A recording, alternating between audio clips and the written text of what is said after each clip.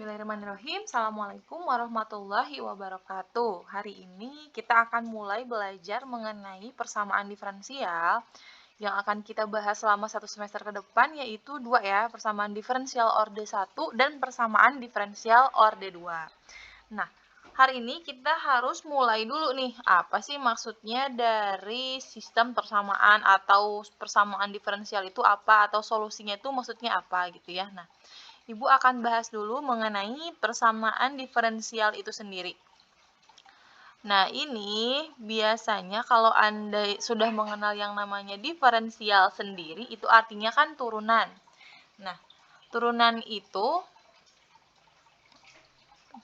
di situ maksudnya adalah betul ya, sama seperti turunan yang ada di kalkulus. Jadi kalau misalnya Ibu punya ada suatu fx gitu ya, turunan ke satunya berarti kan bisa dituliskan dalam f aksen x. Atau fx-nya sama dengan y gitu ya, dan variabel bebasnya x. Maka turunan pertamanya juga bisa kita tuliskan sebagai dy per dx. Gitu ya.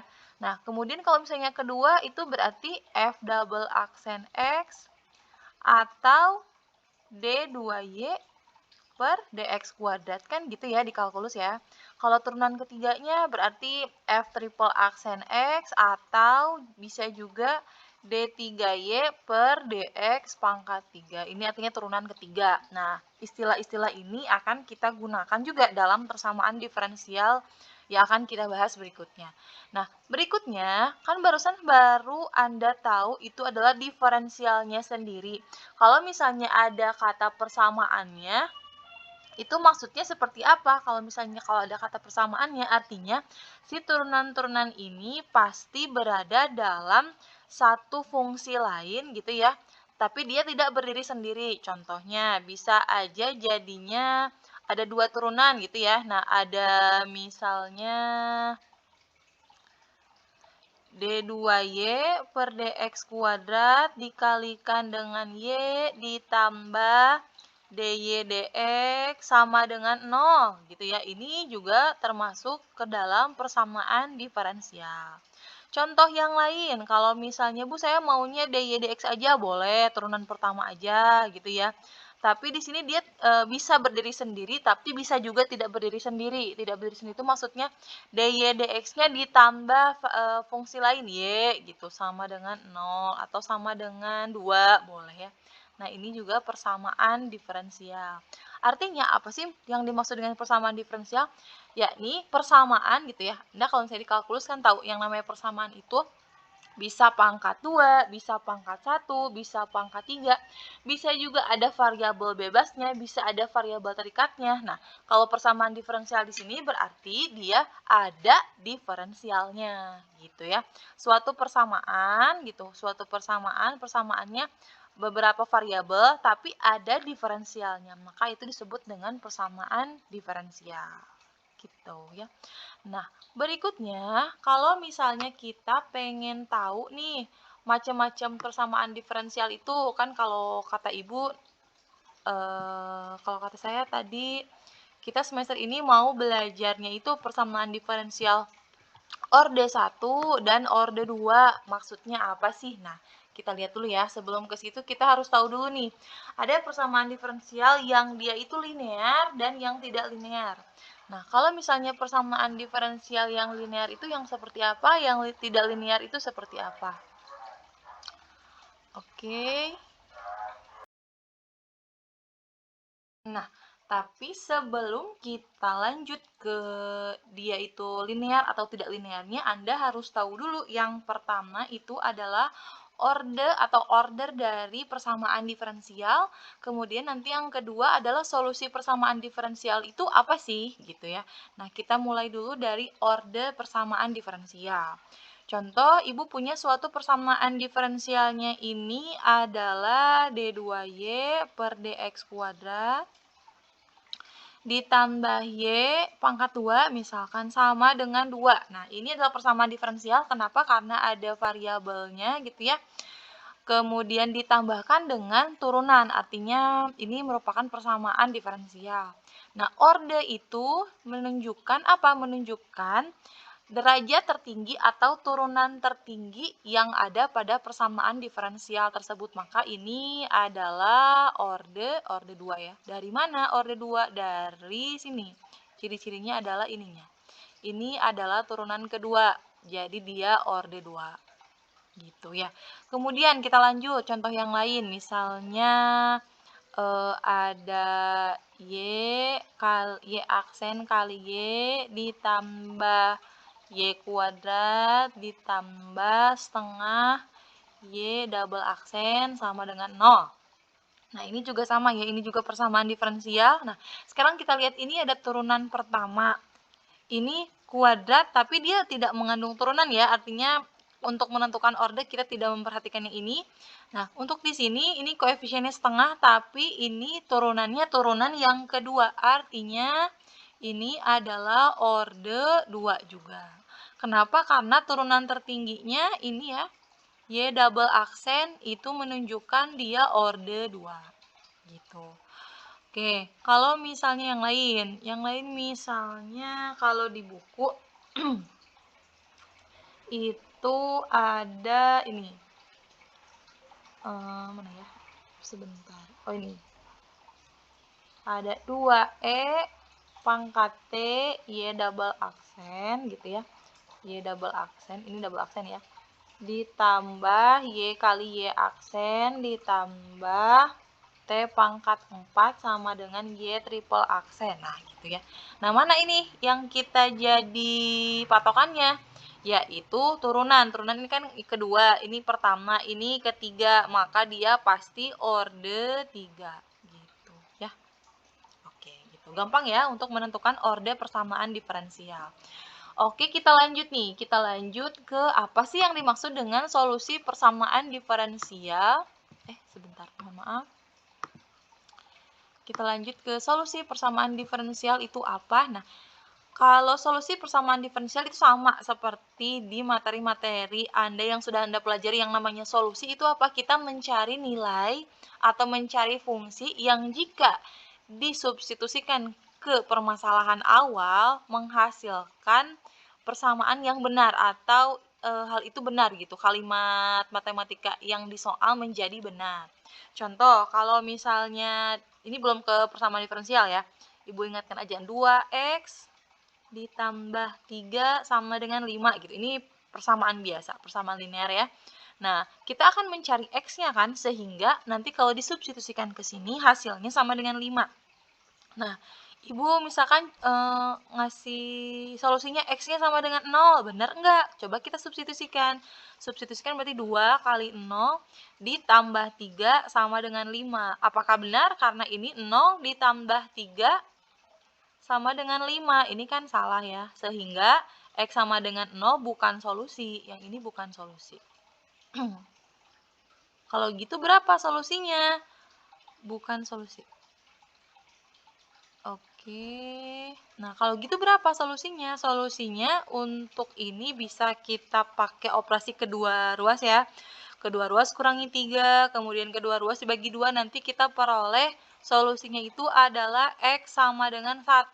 Kenapa? Karena pada saat kita substitusi 2 kali 1 ditambah 3 sama dengan 5. Bener nggak? 2 kali 1 tambah 3, 5 ya. 5 sama dengan 5. Jadi benar. Kalau benar, maka ini adalah solusinya. Begitu juga dengan persamaan diferensial. Oke, begitu juga dengan persamaan diferensial. Apakah dia solusinya atau bukan? Contoh nih, Ibu punya persamaan diferensialnya. Sebentar ya. Persamaan diferensialnya adalah ini. Misalnya, nah contohnya ini, tentukan solusi dari persamaan diferensial setengah Y aksen X sama dengan Y. Nah ini kan sebetulnya kita karena melibatkan satu turunan ya, nih turunan pertama, maka dia pasti ordenya adalah orde ke-1. Kita akan cari solusi ini nih, yang kalau disubstitusikan ke sini, fungsinya tuh ya, si fungsi Y-nya itu berapa X gitu.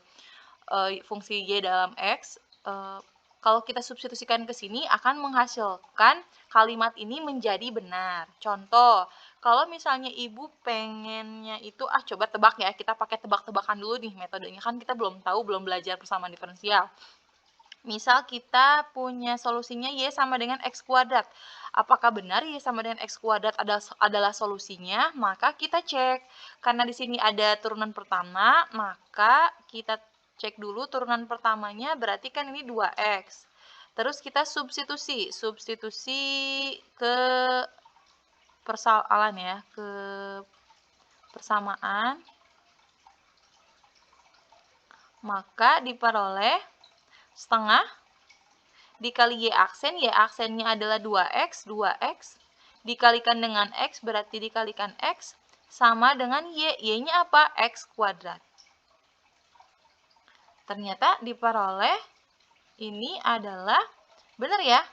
Setengah kali 2 kan 1, X kali X kuadrat. Jadi X kuadrat sama dengan X kuadrat. Oh, ternyata benar bahwa persamaan Y sama dengan X kuadrat ini menghasilkan solusi, bahwa salah satu solusi dia tuh kalau kita substitusikan ke sini menjadi kalimat ini menjadi benar. Nah, contoh lain Bu, kalau misalnya kita nebak tapi dia bukan solusi, boleh. Misalnya Ibu punya persamaan atau tebakan kitanya itu adalah Y sama dengan 3X. Maka Y aksennya adalah 3 ya. Kita substitusikan ke sini, substitusi. Substitusikannya setengah dikali Y aksen, berarti Y aksennya adalah 3, dikali 3, dikalikan dengan X sama dengan Y. Nah, ini kan hasilnya sebelah kiri 3/2X, sedangkan sebelah kanan 3X. Ini tidak sama dengan. Sehingga kesimpulannya adalah yang ini dia bukan solusi ya, bukan solusi dari mana? Bukan solusi dari si ini, bukan solusi dari permasalahan setengah Y aksen X sama dengan Y. Sedangkan Y sama dengan X kuadrat ini dia adalah solusi. Solusi dari persamaan diferensial setengah Y aksen X sama dengan Y. Gitu. Itu adalah contoh dari mana yang merupakan solusi persamaan diferensial, mana yang bukan merupakan solusi dari persamaan diferensial. Oke, nah baru kita lanjut sekarang ke mana sih yang disebut dengan persamaan yang linear dan persamaan yang tidak linear. Nah, untuk persamaan yang linear di sini definisinya adalah kalau misalnya persamaan diferensialnya bentuknya itu linear dalam variabel T, ya bisa juga variabel X, variabel theta gitu. Pokoknya dia variabel bebasnya T. Nah, kemudian si variabel terikatnya itu Y, misalnya ya Ibu punya variabel bebasnya T, variabel terikatnya Y. Nah, di sini bisa Y, kemudian turunan pertama atau mungkin turunan kedua dan seterusnya sampai turunan ke N. Maka dia linear. Artinya apa? Kalau misalnya variabel bebasnya ini dia tidak berpangkat, jadi dia pangkatnya pangkat 1, kemudian variabel terikatnya Y-nya gitu, dia juga berpangkat 1, kemudian turunan masing-masing turunannya juga berpangkat 1, maka dia linear. Kemudian tidak boleh ada perkalian antara variabel bebas, variabel terikat maupun turunannya. Itu adalah linear. Sedangkan kalau misalnya dia tidak linear, berarti kalau bukan bentuk yang ini ya, bukan bentuk yang ini, maka dia tidak linear. Gitu ya. Oke. Artinya kalau misalnya tidak linear mah variabel bebasnya boleh berpangkat selain dari 1 gitu, boleh pangkat 0, negatif, boleh pangkat pecahan, kemudian boleh perkalian antara variabel bebas dengan variabel terikat, boleh perkalian antara masing-masing turunan itu boleh. Itu artinya dia persamaannya tidak linear. Berikutnya kita akan cari mana aja sih, atau kita akan tentukan contoh-contoh soal berikut ini yang akan saya tulis, mana aja yang disebut dengan persamaan diferensial linear dan persamaan diferensial tidak linear ya. Nah, berikut beberapa contoh persamaan diferensial yang akan kita tentukan bahwa dia itu linear atau tidak linear ya. Nah, sekarang kita lihat yang pertama ini D2 theta per dt kuadrat, artinya variabel terikatnya theta, variabel bebasnya T. Maka ini adalah turunan kedua dari theta terhadap T. dia tidak ada pangkat ya, dia hanya turunan kedua, nggak dipangkatin apa-apa, berarti dia linear sebenarnya kalau dia sendiri. Tapi sekarang kita lihat persamaan yang lain atau fungsi lain di persamaan ini. Ada fungsi sin. Nah, fungsi sin Anda tahu nggak dia linear atau tidak linear? Sudah jelas dia tidak linear ya, karena grafiknya tidak berupa garis lurus. Karena ada sin ini, maka simpulannya untuk yang ini dia adalah tidak linear. Gitu ya. Karena apa? Karena si fungsi sin tetanya. Yang kedua turunan kedua ya, Y double aksen berarti turunan kedua. Ditambah 2 eksponen pangkat T kali Y aksen. Nah, ini karena dia eksponen, kemudian karena dia dikalikan dengan turunan pertama, menghasilkan dia juga tidak linear. Kan kalau misalnya nggak boleh ya ada perkalian, nggak boleh juga ada fungsi yang non linear. Kalau fungsi kan udah jelas grafiknya tidak linear ya. Ini juga sama, ini masing-masing pangkat 1 tapi dikalikan dia juga menghasilkan tidak linear.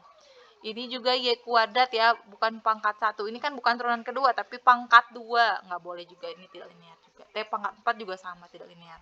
Gitu. Jadi dia tidak linear. Untuk yang ketiga, turunan pertama tidak dikalikan apa-apa, tidak berpangkat apa-apa, boleh. Kemudian ada 2T berarti T-nya variabel bebasnya ya, tapi dikalikan dengan variabel terikatnya. Ini karena ini, maka dia menjadi tidak linear. Gitu ya. Nah, sekarang kita lihat yang keempat. Ada turunan pertama Y aksen ditambah 2Y. Nih, dua-duanya dia tidak berpangkat dan tidak dikalikan apa-apa dan grafiknya juga linear, maka dia linear. Gitu ya. Bu, kalau 0 linear ya. Kalau Y sama dengan 0, X sama dengan 0 itu kan linear. Nah, untuk yang kelima ini ada beberapa hal baru yang kita temukan di sini nih. Tadi saya lupa ada penulisan lain dari turunan, bahwa turunan itu bisa juga kan dituliskan sebagai tadi kalau turunan pertamanya f pangkat 1x, kalau bisa juga ditulis dengan fx ya, fx-nya x-nya di bawah gitu, subscript gitu ya. Gitu. Nah, artinya kalau ini u-nya berarti dia variabel terikatnya. X artinya kalau seperti ini biasanya kita pakainya persamaan diferensial parsial. Gitu ya, diferensial parsial. Artinya bisa diturunkan terhadap X, nanti bisa diturunkan terhadap Y. Berarti ini turunan pertama diturunkan terhadap X, kemudian diturunkan lagi terhadap X. Artinya dia turunan kedua dari U terhadap X. Gitu ya, ini berarti turunan kedua terhadap X. Ini UYY, berarti juga turunan kedua, tapi terhadap variabel Y. Makanya disebut persamaan diferensial parsial. Jadi bisa diferensialkan terhadap variabel yang ini, terhadap variabel yang satu lagi juga. Jadi biasanya kalau parsial itu ini ya, bukan integral parsial ya. Ini diferensial parsial. Di kalkulus coba dilihat. Jadi ada beberapa variabel bebas yang lebih dari satu gitu.